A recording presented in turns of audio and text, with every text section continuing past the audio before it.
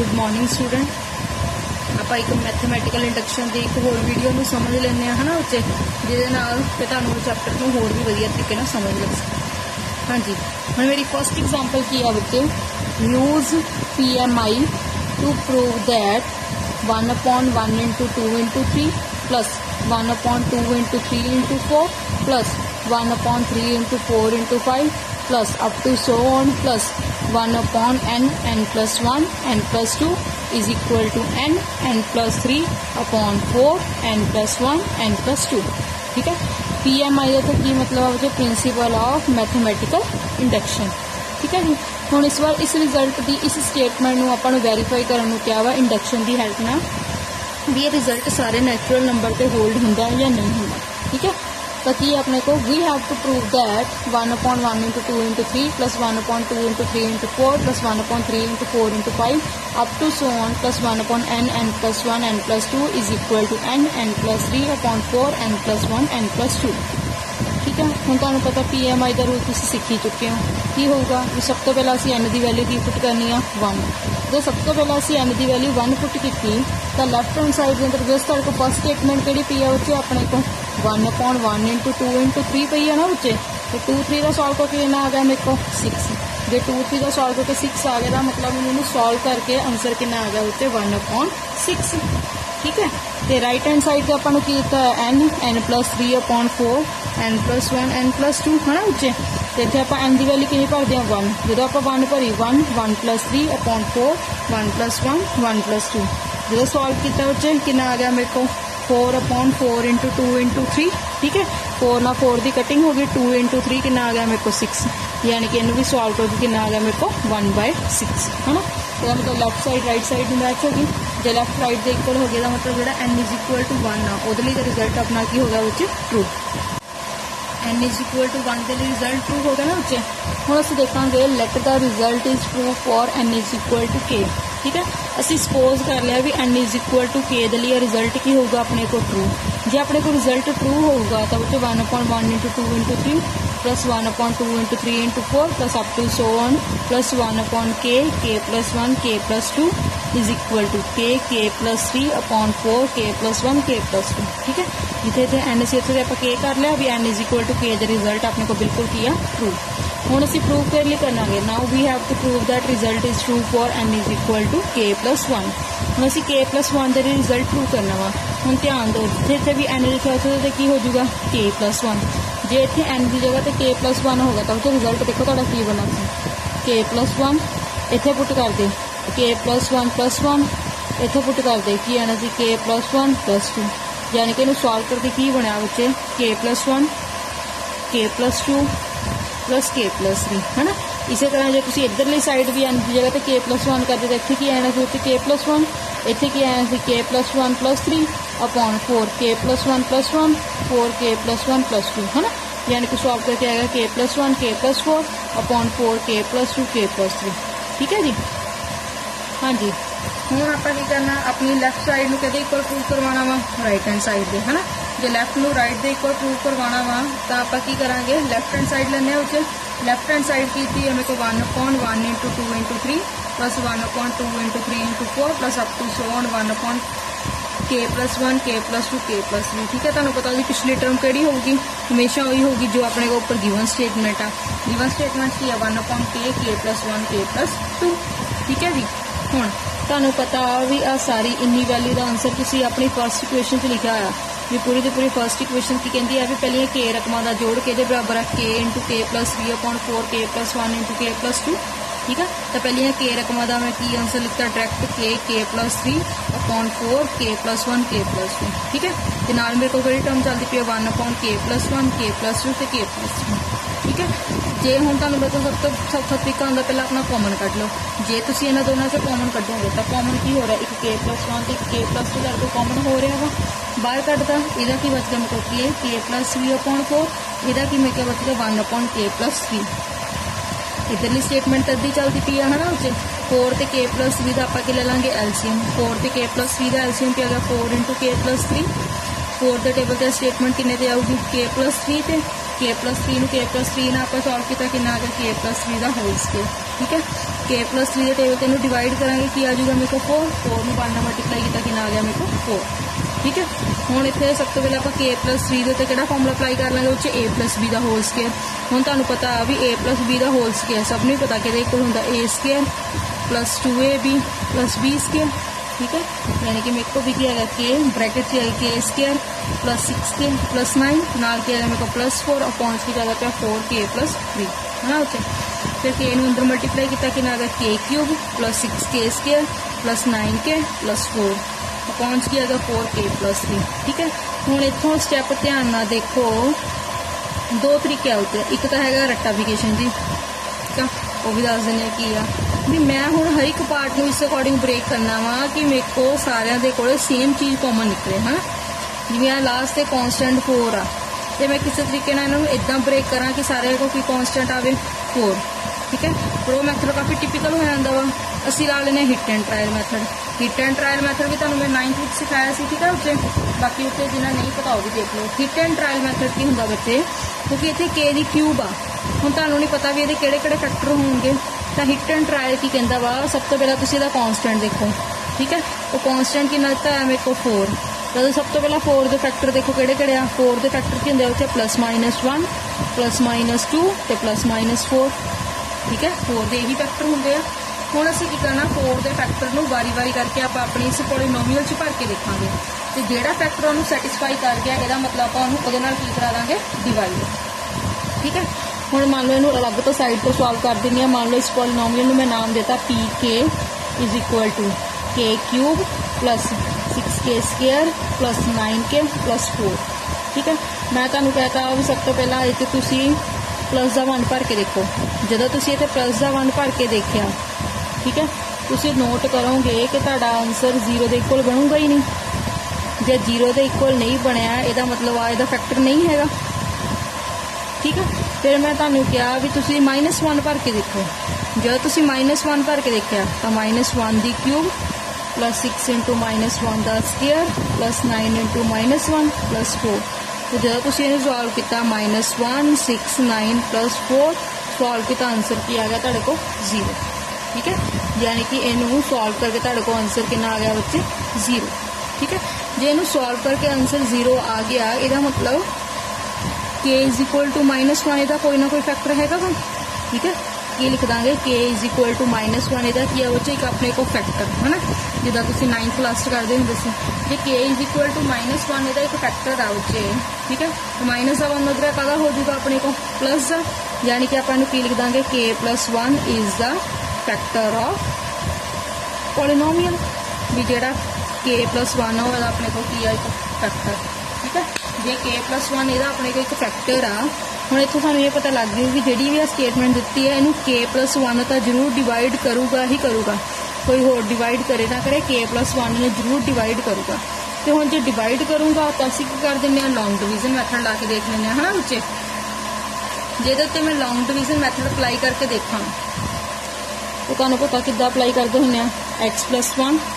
ठीक है, स्टेटमेंट अपने को k दी है बच्चे k³ + 6k स्क्वायर + 9k + 4। जो स्टेटमेंट k के अंदर है तो बच्चे बार भी असीं k + 1 लिखांगे है ना। तो आप की करते होंगे सब तो पहला k स्क्वायर ना करने की लोड़ आ, k³ + k square sine change k³ ना k³ cancel 5k square + 9k + 4। फिर 5k ना सॉल्व करांगे 5k square + 5k sign change 4k + 4 + 4 की आ गया बच्चे 4k + 4, यानी कि उन्हें प्रॉपर डिवाइड करता। जो उन्हें प्रॉपर डिवाइड करता तो इस बार तुहाडे को ऊपर क्वेश्चन की आया k² + 5k + 4। तो जे मैं कहूँगी 10th वाले मैथड के नाल तुसीं मैनूं इहदे फैक्टर बना के दो तो तुसीं फैक्टर की बनाओगे k² + 4k + k + 4।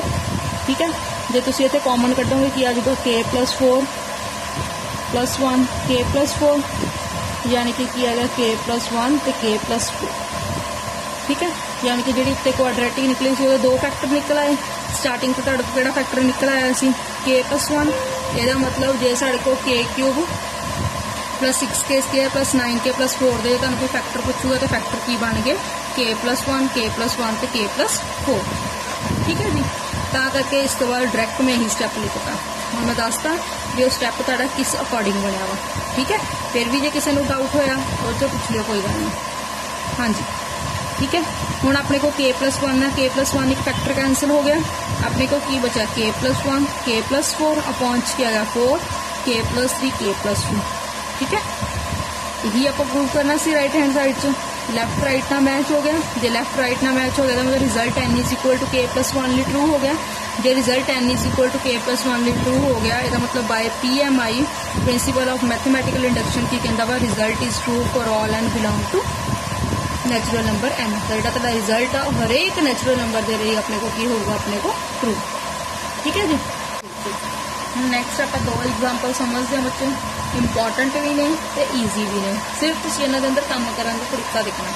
काम करने का तरीका तो उही आ, एक बार असीं n = 1 ਲਈ प्रूव करांगे, k ਦੇ ਲਈ ਅਸੀਂ ਮੰਨ ਕੇ ਚੱਲਾਂਗੇ ਵੀ ਰਿਜ਼ਲਟ ਟਰੂ ਹੋਊਗਾ ਤੇ k + 1 ਦੇ ਲਈ ਅਸੀਂ ਇਹਨੂੰ ਪ੍ਰੂਵ ਦੈਟ ਕਰਾਂਗੇ, ਹੈ ਨਾ ਬੱਚੇ।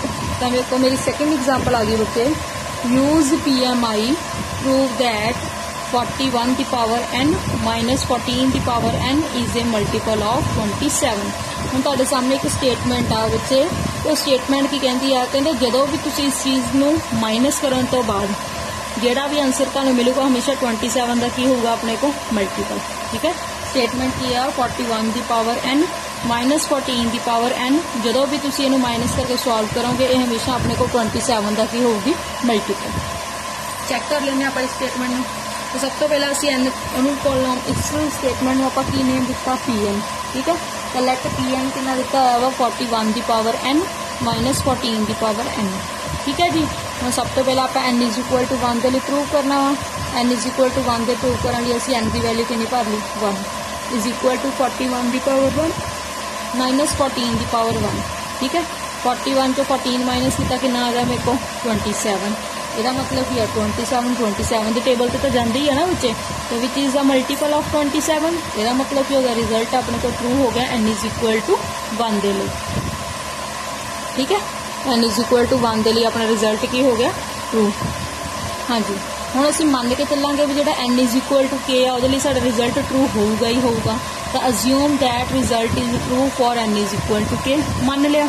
ਠੀਕ ਹੈ, ਜੇ ਰਿਜ਼ਲਟ ਟਰੂ ਹੈ ਇਹਦਾ मतलब 41 ਦੀ ਪਾਵਰ k - 14 ਦੀ ਪਾਵਰ k, ਜਦੋਂ ਵੀ ਤੁਸੀਂ ਸੋਲਵ ਕਰੋਗੇ ਇਹ ਹਮੇਸ਼ਾ ਕੀ ਹੋਊਗਾ 27 ਦਾ ਕੋਈ ਨਾ ਕੋਈ ਮਲਟੀਪਲ ਹੀ ਹੋਊਗਾ। ਇਹੀ मतलब ਹੋਇਆ ਨਾ ਬੱਚੇ, ਇਹ 27 ਦਾ ਮਲਟੀਪਲ ਆ। ਤੇ ਜੇ 27 ਦਾ ਮਲਟੀਪਲ ਆ ਤੇ ਕੁਐਸਚਨ ਇਹ ਆ ਵੀ 27 ਦੇ ਟੇਬਲ ਤੇ ਕਿੱਥੇ ਕੁ ਜਾਂਦਾ ਹੋਊਗਾ। ਠੀਕ ਹੈ, ਤਾਂ ਅਸੀਂ ਮੰਨ ਲੈਂਦੇ ਆ ਵੀ ਜਦੋਂ ਮੈਂ ਇਹਨੂੰ ਸੋਲਵ ਕਰਾਂਗੀ ਇਹ 27 ਦੇ ਟੇਬਲ ਤੇ m ਦੇ ਉੱਪਰ ਜਾਂਦਾ ਹੋਊਗਾ। ਠੀਕ ਹੈ, where m is a integer. ठीक है, मान लो तुम इनू सॉल्व करते ਇਹਦੀ पावर तो 2 आ जाती है ना, तो सॉल्व करके तुहानू किसी तरह का 54। हुण तुहानू पता भी जो 54 वा 27 के टेबल से किन्ने ते आंदा वा 2 ते, तो तुसीं की कहना सी जो 54 आ वो 27 का किन्नवां मल्टीपल आ 2 नाल मल्टीप्लाई करन ते आंदा है ना।